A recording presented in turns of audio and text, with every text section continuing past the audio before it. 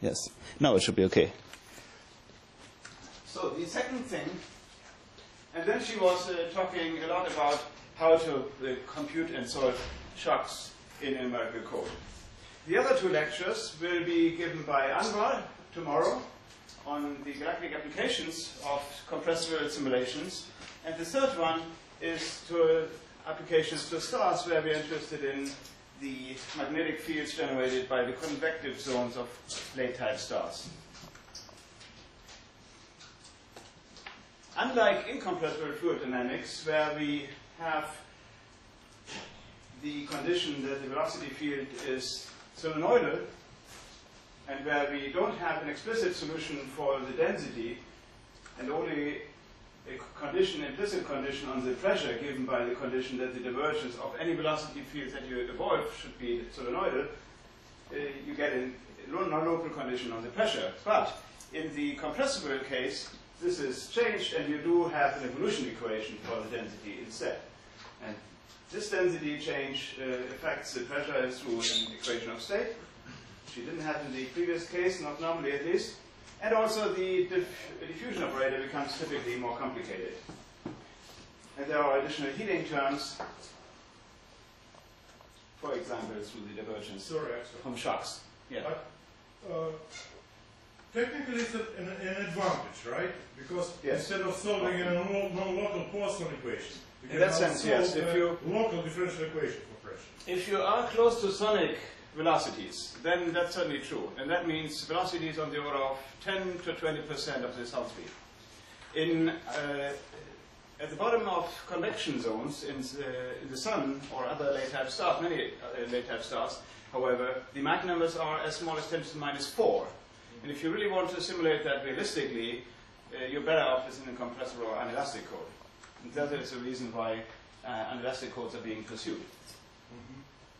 And they are technically somewhat more demanding. Right. Typically, if you have a large Mach number, that affects the density fluctuations in a way that goes quadratic in the Mach number. And so we have to expect large fluctuations in the density. And by and large, the effects of density fluctuations in dynamo theory have still been very little explored. I will give a few examples on that in a separate short PowerPoint presentation. The transition does not, to supersonic flows does not always have to go through a shock. It can be a smooth transition. The prime example is the flow through a Laval nozzle, where instead of just, in all cases you're conserving the equation that the density times the velocity times the cross-sectional area must be constant. And so typically you increase the velocity by making the nozzle smaller. So by making the nozzle smaller, S decreases and therefore U has to go up. However, in the tail of the nozzle, and the same applies to many types of winds and Roslow overflow as well, you can have a very, very quick drop of the density. So if the density drops very quickly, then the velocity also has to increase, even if the cross-sectional area increases. That's simply because the density decreases much more rapidly in the tail or in the wake of such a nozzle. And that happens only at the point in a situation when you reach exactly the speed of sound in this case. Typically it's found that these solutions are stable solutions, and so anything which is either just below it or above it will be unstable and will either go to a steady flow, which means no flow at all, hydrostatic stratification in the case of a wind, or indeed the supersonic transition, where this is exactly at the critical point. Another example of such flows is the prominent jets that we see in many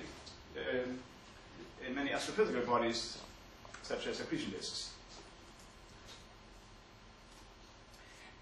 So if you want to understand this in more detail, one has to solve the continuity equation in the steady case, and this is not really discussed in full detail or in the way as I would normally discuss it, but there's many examples of, and also textbook examples of how one can solve these things, both analytically but in particular also numerically. It's fairly straightforward, and I have time animations of such things.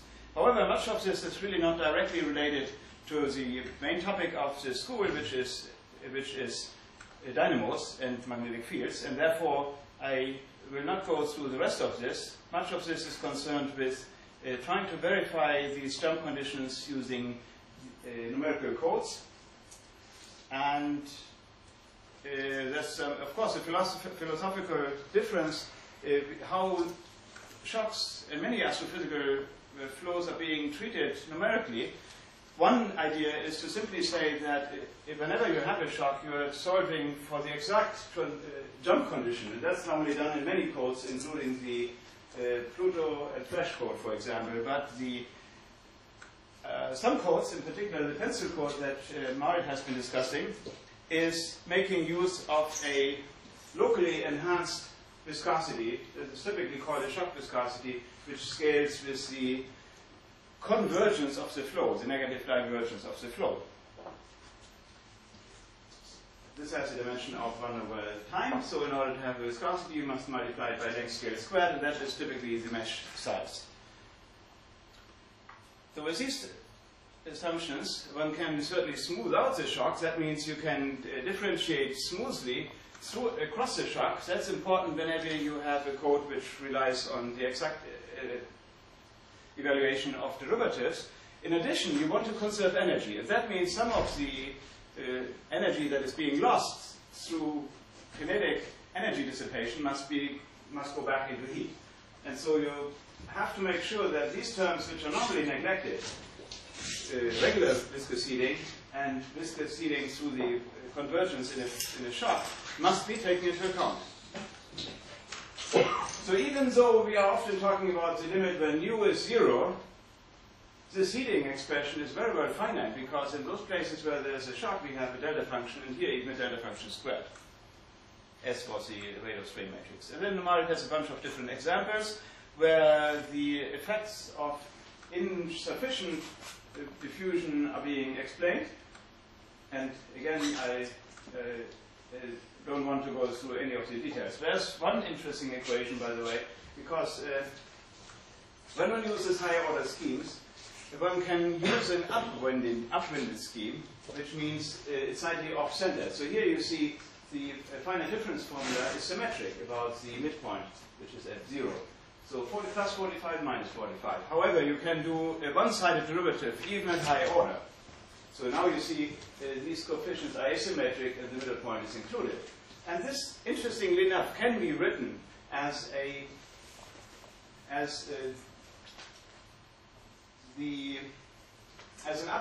center derivative. So the upwinded derivative, if you once you multiply it by the velocity, can be written as this regular center derivative plus an additional term which goes with the sixth derivative, and this time only to second order, but multiplied by the mesh size delta x cubed. And so what this tells us is the following. If you want to use an upwinded scheme, it does in principle correspond to a centered scheme, but with an added positive definite, with an added hyperdiffusivity term, which is sixth order in this case, sixth derivative that is, but with a positive definite coefficient in front of this, which is proportional to the magnitude of the velocity multiplied by the mesh size to the fifth power. So that's an exact relation. It tells you that upwinding and hyperviscosity are in some ways the same thing, except that the coefficient is variable by this positive definite.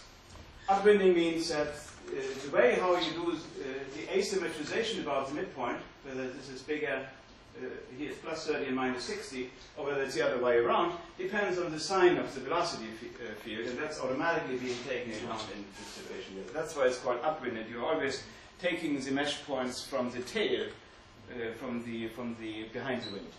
And that's why it's called upwinded. So these are a few more examples that Marit is discussing, and there would be numerical examples. Instead of, and that's an Anwar's lecture, let me point you to another opportunity here to learn about the code, and that's by going to either to the pencil code homepage, which you could do. You find the pencil code normally on, if you just Google for the code, That's one way of finding it. You just Google for pencil code, and you find it typically right here. And one of the things you find here is numerical experiments. And so here are a few courses that we have been used for teaching purposes. And in particular, let me point you to the school in Trieste, where some of you have been. And there's a number of different examples, including also helical dynamos, Brand-Weissel oscillations in a stratified atmosphere, sound waves, Burger's shock, effective wave numbers, mixed topics, which includes MRI, magnetic rotation instability, Kelvin-Helmholtz instability, Parker wind in spherical geometry, and many other examples. So that's as far as the pencil code is concerned. And then let me finally come to, let me see, where was it?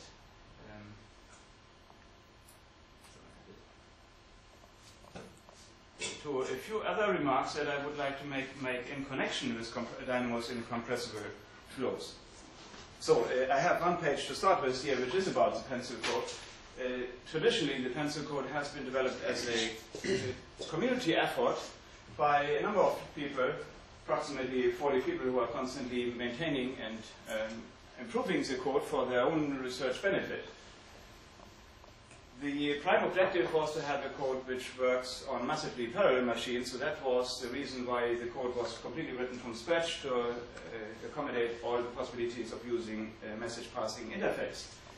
There's another interesting or sociological aspect to the code. If you have a large number of people developing the code, you must make sure that there aren't any errors coming into the code. And the way to check that is by having nightly auto tests. And one example, let me show you how this normally looks like. You again go to the home page of the pencil code if you are not sure that everything is all right. There's a regular test case. Let me go to this page here. And this is a test of Monday the 18th. That's the day check of today. It's a nightly auto test. And you go to the end of the page, and all the 30 tests have been successful. That's not always the case. There can be situations when certain tests break, or often by mistake or by different compiler incompatibility. Somebody develops something which works fine on many computers, except on one of the computers which uses very stringent compilation options. The code is hosted by Google Code, so that provides a very stable platform for us, where they have very little downtimes. The downtimes over the period of 1.5 years has been as little as just a few times a few minutes. Twice a few minutes. It's a very short downtime that we have ever had with the pencil code repository at Google Code. So Google Code provides a very stable platform for hosting the code. And you can see the latest developments by looking at the source code, for example. And I realize I need to sign in here in order to see that, I believe. And the authentication works with the regular Google account number. But as I said, the code is free, and you can always download the code at any given time for free. If you want to modify it, however, you have to have a Google account plus one of the project owners to allow you to into this thing. So here you see the amount of changes that have been done, and we are now currently at the revision of 13,000 revisions. So it's a what's the power? Yes, so that's what that is all about. But as I said, we haven't really talked much about dynamos. We have talked about compressibility, but not about dynamos. And so I wanted to show a few things about what I have come across where compressibility really is important. Okay, so here we go. Maybe I should skip the business with the vector potential here. It's also too important. So as we increase the Mach number, it turns out that the transition from no dynamo to a dynamo state, which is then the only stable solution to the induction equation, is given by a value of the magnetic Reynolds number, which tells us how big the magnetic diffusivity is. The critical value for dynamo action indeed is found to depend on the Mach number. So if you have a very small Mach number close to 0, the typical value of the transition is typically around 35. Depends a little bit on the Prandtl number. Here is the case with the Prandtl number of 5, and then this value can be a little bit lower than that. So typically, this value is 35. If you have a very small Mach number, a very small Prandtl number, I meant, as we have in laboratory dynamos, and Jean-François will talk about this, and in stars also we have very small magnetic Prandtl numbers, then this transition is way higher. And that's not in my today's topic here, but it has been found numerically that this value is at least 10 times bigger, around at least something like 300 to 400. Anwar, please. Axel, but probably the dynamo would like more vertical velocity field, right? So yes, that's what right. if you define Reynolds number only on the vertical part of the flow? So Anwar is now coming to the interpretation of this result. So what we find here is as the Mach number increases, we have an additional contribution to the velocity field, which is not just given by the solenoidal part, whose curl,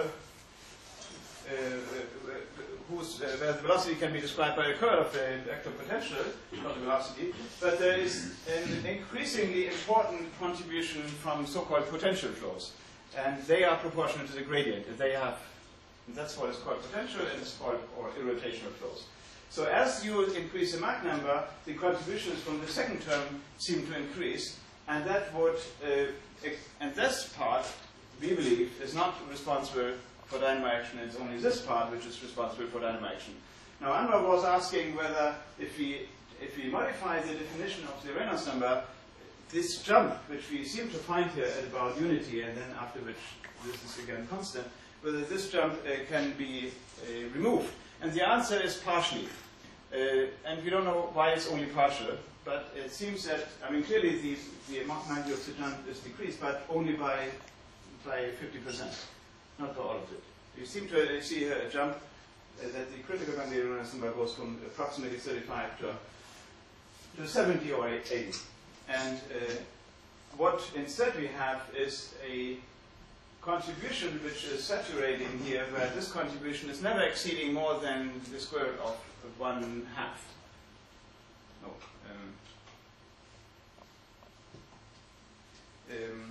I forget. I think it was like this. As this was 1/3, and this was 2/3, or something like this.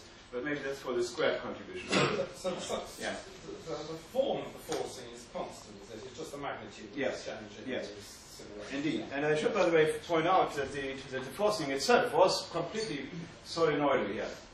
So the forcing itself did not promote any potential parts, which is not exactly necessarily physical. And I will come to this now. If we are going to look into interstellar turbulence, most of the driving, we believe, will come from supernova explosions. And supernova explosions look a bit like this here, where you have a local explosion somewhere that produces a ring wave which is expanding, and it's then bouncing into other waves until the whole thing eventually looks like a mess. So this is, in this case, a turbulence which has hardly any vortical component, and it's almost entirely potential. So there's very little transition at this level happening from potential flow to a vortical flow, and the reason is that there aren't very many terms in the equations which can accomplish such a transition. One is the diffusion term, but diffusion is small, and apparently even in the limit of large Reynolds numbers doesn't produce any vorticity. The second term is a baroclinic term. This has been deliberately eliminated here. And that could be physically an important reason why galaxies do have strong vorticity. And certainly it could be magnetic fields. Now, are magnetic fields generated if we don't have any vorticity to start with? This answer is being given here. If you have an initial seed magnetic field, typically with a random vector potential, k to the 4th power spectrum, it turns out over the duration of these simulations, which are done at 512 cube, that the magnetic field is decaying and there's very little generation or hardly any generation at any length scale. So this seems to eliminate the possibility of dynamo action from purely potential flows like these. They look very much random and turbulent, however they do lack vorticity, and so far they have not been found to give dynamo action. This may change in the future. It's hard to have a positive answer to something which it's impossible to have a negative answer for sure. Yeah. But there is an analytical result, right? Showing that acoustic wave turbulence can drive a dynamo, but probably at a very high. Yeah. But of course, it's always good to have an analytic theory which you can verify in the computer. And vice versa. What? And vice versa. And vice versa? Yeah. Yeah. Right, so as I said, this is as far as the largest Reynolds numbers is concerned that we can achieve, which is on the order of typically 600 or something. Mm-hmm. Yes. Okay. If you put possibility of paracrinic terms, then you will get something. Probably, and that is one of the next upcoming research topics. And I mentioned here Fabio De Soto, he is actually working on this subject here. And one of the results that have come out so far, which is also in contradiction with an analytic understanding that we have and that Karl-Heinz presented, is that for purely potential flows, one would expect the turbulent magnetic diffusivity, which we can now determine fairly accurately using the test field method, one would expect that to be equal to a negative number, minus, that's the theory, eta turbulent should be minus 1 over 3 eta times the potential squared average. And that's a result of Karl-Heinz Wedler.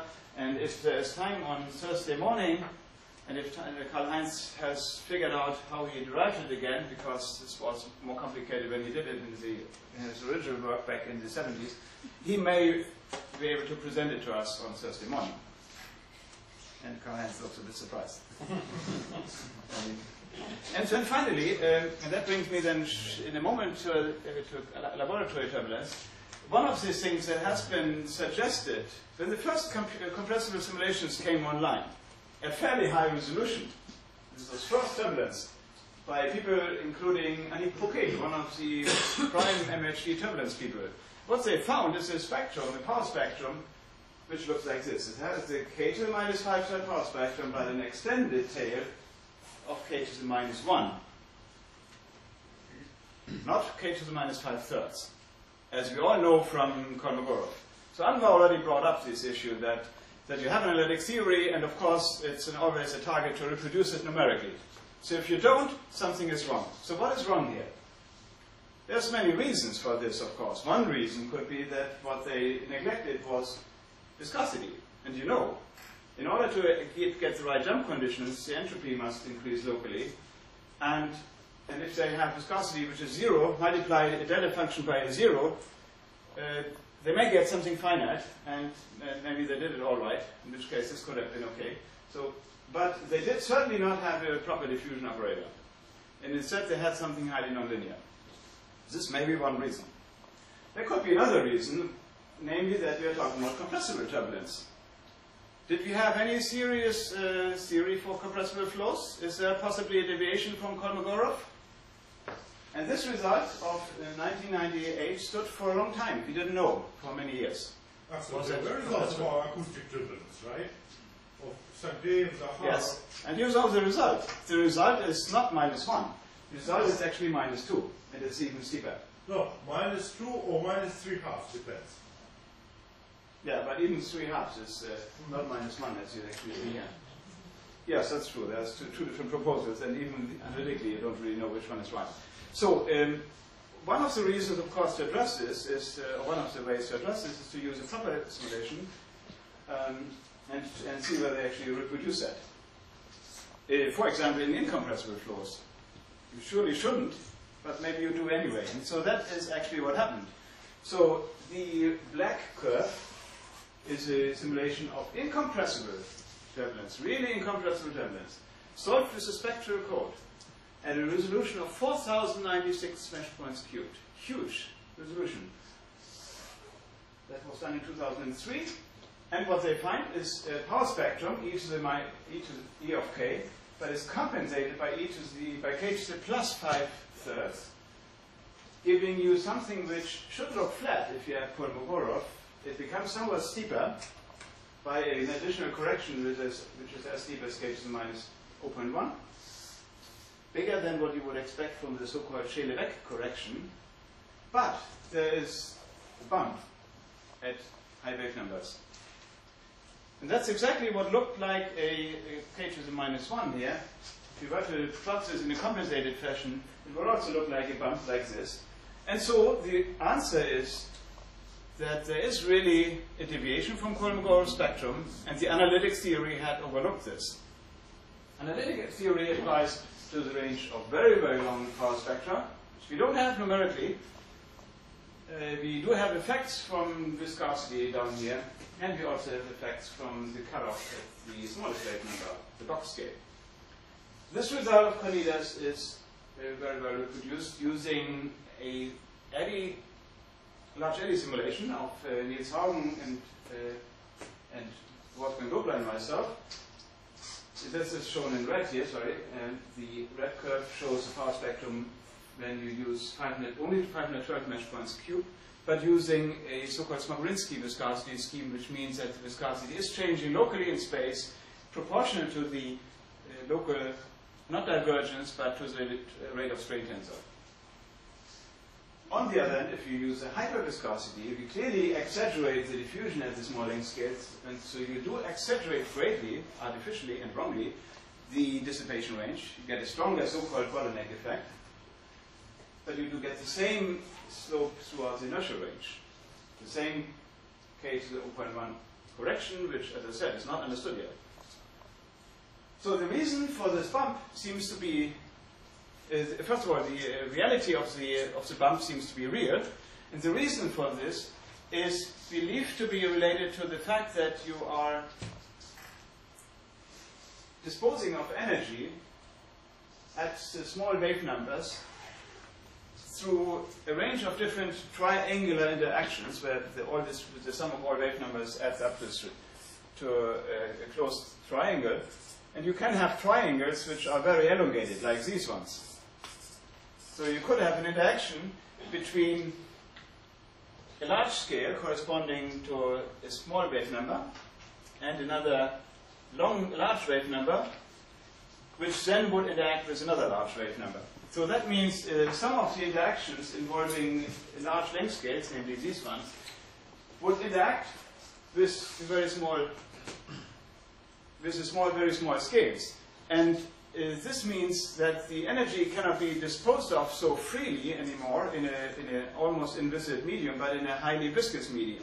And that restricts the amount of energy that you can dispose of.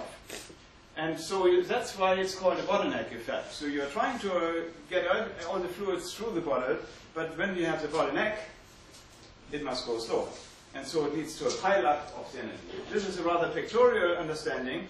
There is a theory that goes back to Falkovich already of 93, and it was therefore very anticipated that such a bottleneck effect really could be physical. But why is it not seen in laboratory spectra? And the reason is that in laboratory spectra, we are looking at one-dimensional spectra, not at three-dimensional spectra. The two should be the same, of course, almost. And here's the exact theory. A three-dimensional power spectrum can be shown to be equal to a one-dimensional power spectrum only, and in particular, if the three-dimensional power spectrum is an exact power law. If you have an exact power law, dividing by k and integrating over k doesn't change the power. However, we are not having an exact power law because we are looking very near the cutoff, where the energy goes down. And so very near the cutoff, this simple relation that power law gives a power law is no longer true. And so that's the reason why, if we do have a bump, which we now see from various simulations as real, we would not see this bump so strongly exaggerated in a one-dimensional power spectrum. And that can be shown and has been published also in a paper with Wolfgang Dobler in 2003. Axel, but still, do you mean that if you take the laboratory spectrum which usually is obtained for much higher Reynolds numbers than simulations, and converted into 3D spectra. Yeah. You will have bottleneck effect. You will have in the bottleneck. laboratory. Yes, yes, yes. We checked that too. This has been done with wind tunnel turbulence in particular, and there's also work by Jackson and Shea, also of 1993. So it had a history for some time, but it was not well anticipated, I believe, in the broad community. Also, this relation, which looks fairly straightforward here, so all you do is you do it just as a power spectrum by doing a Fourier transform in one direction, averaging over the other two directions, but you can turn this into a Fourier transform variables also by using the Parseval relation.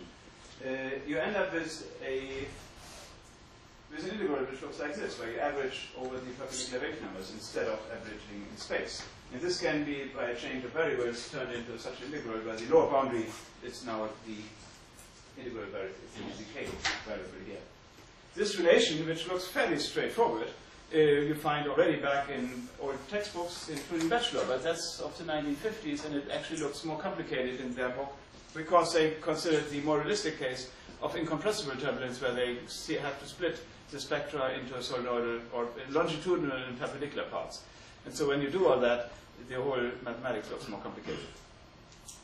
Jean-François. Regarding the bottleneck, yes, and I don't dispute the argument that as you get into the dissipative range, then some components of the trace will disappear and the pileup of energy is likely, right? But if I restrict myself with experiments, I don't know of really any convincing measurements of that. It's of the fully three-dimensional power spectrum, you mean, or the one-dimensional? Which one? Both. Three-dimensional is very hard to get, and the one-dimensional, it turns out that where you have a bump is also where most of the probes have a cutoff. So okay, so you are even I don't dispute the fact that it may exist. I just don't know what I should show if I need to show you them. So I think what it means is and if you allow me, numerically, I think also that the height of the bottleneck seems to depend on the resolution of the numerical experiments. Isn't it true that when you go to 4,000 cubed as compared to 1,000 cubed, you don't really have the same height? Or do you? Which numbers again? It's true that if you have a resolution less than 1,024 cubed, you have a smaller bottleneck. If you have a resolution, and then it saturates. And then it saturates, okay. Yeah. So anything below 1,024 cubed doesn't have the right bottleneck effect yet. Okay. 512 is too small, and 256 is absent. That's why it was for a long time overlooked, because only in the last few years it has been possible to reach this resolution. Yeah, right. So I think I have now touched the topic of laboratory turbulence, but that's of course not exactly what we will be exactly exposed with in terms of laboratory dynamos. But it's the real question is, of course, can we reproduce dynamos in the laboratory? And there was a series of talks scheduled last week by Kerry Forrest. Unfortunately, he was ill, broke his left shoulder, as you may remember. But now we are fortunate enough to have Jean-François Pinton, who arrived. And instead of filling me the rest of this time, I thought it's a great idea if you all get exposed to his introductory lecture on dynamos in the laboratory. So, Jean-François. But if there's any other question, please ask me while we are setting up and switching the computer.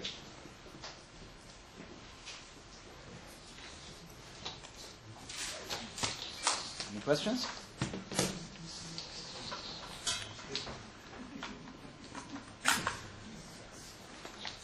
So,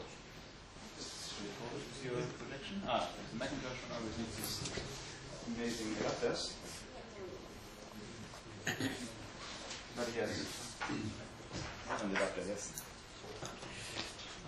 So, as I said on Friday, there are a number of different experiments around the world where people try to reproduce what has been seen in stars for decades, or millennia, of course, and in the Earth. 3 experiments have been successful: Riga, Karlsruhe, and the Calarage experiment. And these are really the only ones. And the Calarage experiment is, in some sense, a very interesting thing, because you have a flow which is no longer so much constrained by the container as it was in the Karlsruhe experiment and the Riga experiment, but it's a much more turbulent flow. And one of the amazing things that we will hear from Jean-François, possibly not today, if hopefully at all, of course, is the fact that he sees a dynamo, he sees a field on larger length scales, which is in some sense axisymmetric, or is axisymmetric about a given axis, and such a magnetic field can, of course, as we know, cannot be well explained, cannot be at all explained using laminar theory. So the only way to explain such an observed phenomenon correctly is to invoke small-scale fluctuations of the velocity field. And so in that sense, it's the Calarage experiment which brings us as close as possible to real astrophysical flows. So that's really a proof now that small-scale effects, the correlation from U cross B average is important. Wasn't there another experiment, von Karman dynamo? That's exactly the same thing. Oh. So the Calarage experiment works with the so-called von Karman flow, which is sometimes called the French washing machine flow. It's like a twist in one direction and a twist in the opposite direction. In both cases, the propellers are squirting material towards the center, and so it leads on both ends to a helical flow, which is the same sign of helicity. So you have, by and large, you have a helical flow.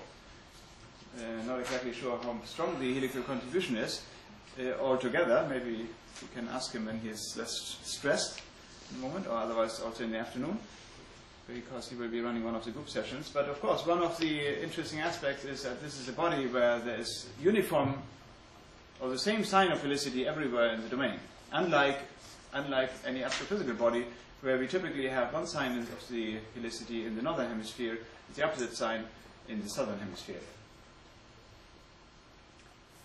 Yes. So normally I always, when we have problems with Macintosh computers, I always ask Petty to come to the front. But of course you are the surface expert. I'm going for reboot.